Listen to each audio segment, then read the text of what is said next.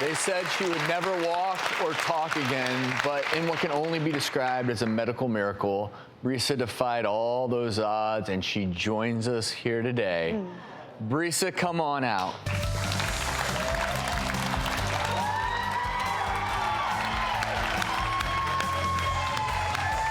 Wow. Welcome.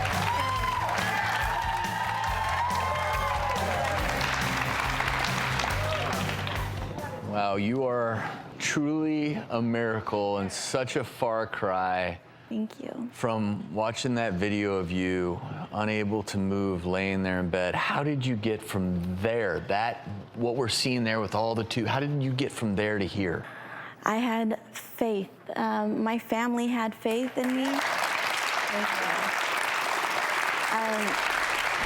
My family never gave up. They always knew I was going to be okay, and I couldn't disappoint them. I knew I had to be okay because they knew I had to be okay. So I worked hard at it, and I never gave up. And yeah.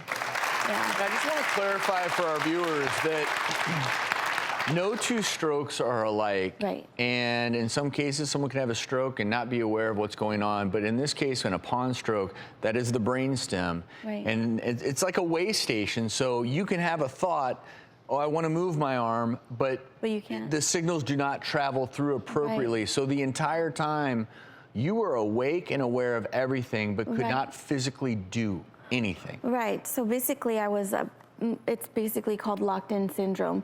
I was locked in my own body, and I wasn't able to communicate anything come in or out. Well, things were coming in, but I couldn't express that it was coming in. So it was basically like living a nightmare.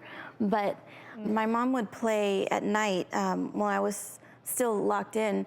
My mom would play The Secret on loop, and I would listen to that, and she didn't know whether or not I was actually listening to it, but I was. And I realized so much through listening to that that I had the power, and I still have my arms and legs. I just have to connect the dots and make them move again, and that's what I really focused on. Well, Brisa, not only do you have your arms and legs, you're running marathons again. I am. So let's talk about that. How did you get there? Well, my doctors initially told me if you never regain movement on your left side, it's okay, you'll learn how to deal with it and we'll work around it. And I thought, no, I am gonna move again, I promise. And I did, and just to prove a point, I never was a runner before, but I needed to prove a point that I was gonna run a half marathon, so. And now it's time to celebrate. Definitely. How do free tickets to see a J-Lo concert sound?